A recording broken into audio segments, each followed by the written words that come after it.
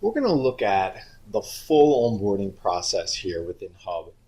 And in this case, we're already signed into Hub as a company administrator. We've already navigated to the new hire dashboard. We can see we have some employees who are already in play. But what we're going to do now is we're hiring a new employee, so we want to bring them through the full onboarding process. So I'm going to start by clicking on Add New. And the full onboarding process is just like the basic. It's 4 steps. But in this case, it's the basic employee information the administrator will enter. They'll select the documents that they want the employee to review. They'll create a customized questionnaire, and then they'll go through the finishing steps, which will then hand it over to the employee. Now, one of the first things we might see here are the states that you conduct business in. So Hub will have ways to be able to identify which states this company does business in through our payroll integrations. And that's important because we'll see later this employee will denote which states they will be working in so that we know which state level forms to bring them through. The new hire contact is basically, this is the person, if the new hire, the employee going through the process has any questions, this is who we want them to reach out to and contact. And it's pre-filled in. So we're trying to save some time here. We're looking at the last employee that you brought on board and reutilizing the same new hire contact that you utilized there. Now, obviously, if this information changes, you can easily change that right here. Let's get down to the employee information section. So in this case, let's enter in the information about the employee. So we're going to enter in Robert Smith here. Robert is our new, he's going to be our Director of Technology. And we're going to have a hire date of the 24th for Robert. Now we'll get into the state selection. So again, we saw before that, even though this company does business in multiple states, Robert, he's only going to be in Virginia, so we don't need to have him worry about New Jersey level forms. The last part of this section here is identifying a welcome message. Again, this is what gets displayed to the employee when they first enter the onboarding system. So what I can do here as well is I can look at prior messages that I've utilized and I can reuse them again. So instead of having to think of something new every time, I can easily go, you know what, I really like the one that I have for Jeffrey, but what I'll do is I'll change this to Hey Robert, not Hey Jeffrey, so it looks customized. So we've just done that first step. We now get to the step of selecting which documents to bring this employee through. And we have them broken down to different sections. Now, all along the right-hand side, there's help information on each of these documents, including links to access them as well. So on the federal level, you can see we have the I-9 and the W-4 pre-selected. We think everyone should complete them, so that's why they're pre-selected. And this employer agrees they're going to keep them selected as well. Based upon the states we selected before, we now have the Virginia forms, in this case, the Virginia VA-4. That is something we do want, again, this employee to go through. We now have our ACA document, the Notice of Exchanges and Subsidies. It's very important that each employer presents this to the employee, so it's now through the onboarding process. And there are a number of questions that the employer will answer about, do they offer health care, do they not? So we understand which version of the Notice of Exchanges and Subsidies this employee should review. In this case, this employer does not. You can see some of these questions, again, are pre-filled based upon what you've answered for the prior employee that you have set up. So just some optimization, some time saving here. So we're going to keep the ACA Notice of Exchanges and Subsidies checked.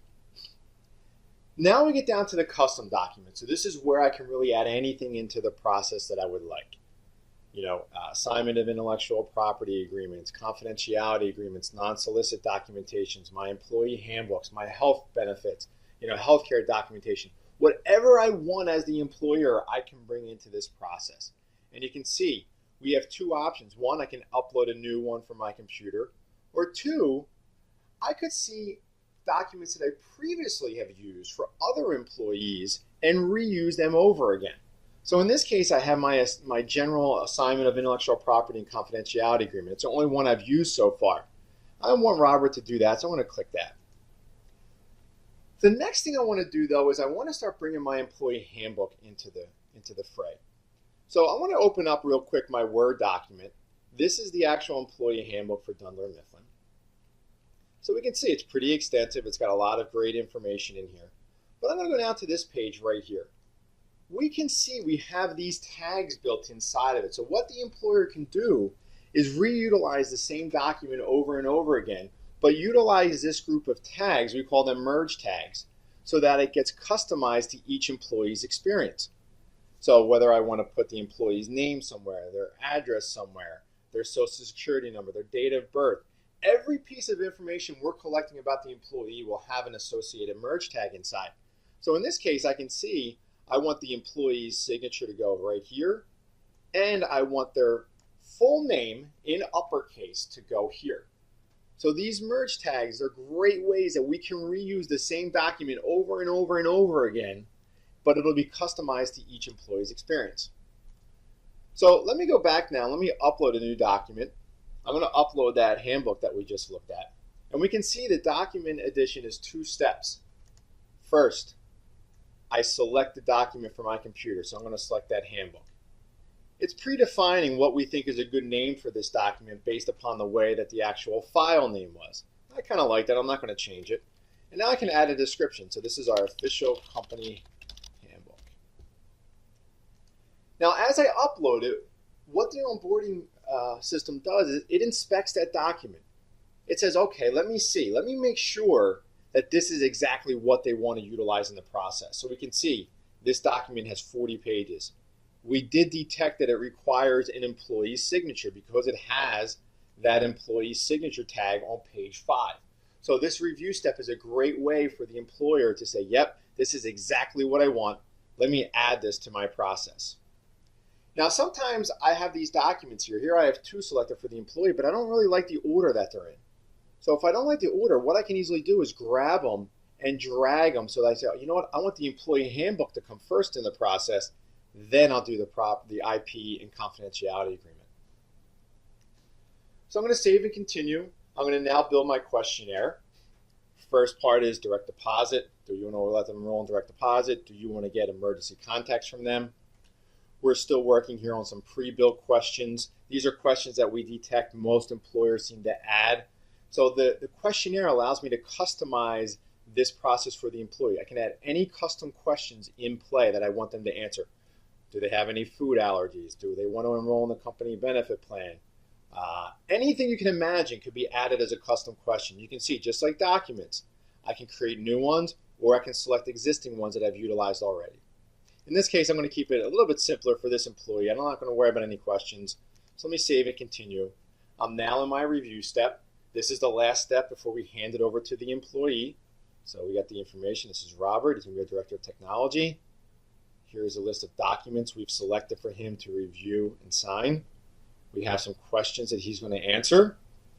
Now is my last step. I'm going to say yes. Let me certify everything is good. I want to complete this process. I'm going to complete it. Great. It's finished. It's now over in Robert's hands. Great job by me. What I can now do is I want to go back to look at the dashboard. So if I click back on my dashboard, I see Robert is in here in a yellow state. And that means that Robert, we're waiting for him to complete the process. Each one of these cards has a different color. Yellow means we're waiting for the employee to finish the process. Red means you haven't completed the setup yet. So it's not even in the employee's hands. We got an incomplete setup. Green means we're waiting for your review. So the employee did his work. It's now waiting for you to review. Let me click in on Robert just so you can see. We now have a view to see he has a number of steps he's going to be walked through. We haven't collected any information from him yet because he hasn't even started the process. But he's going to go through entering demographics. We're going to collect his signature. And you can see all the following steps that he's going to go through as well. So it gives you a nice dashboard. You can easily see where they are in the process. Let me go back. I think Jeffrey might be a better one to look at here. We can see in this case, Jeffrey's done a few of the steps. So we can access some of the documents he's already completed. We can also see where he's kind of stalled in the process. It might be a good opportunity to say, hey, Jeffrey, you need some help with that VA form. So again, this video, what we walked through was adding a new hire into the system through the full onboarding process, and then a quick review of the new hire dashboard.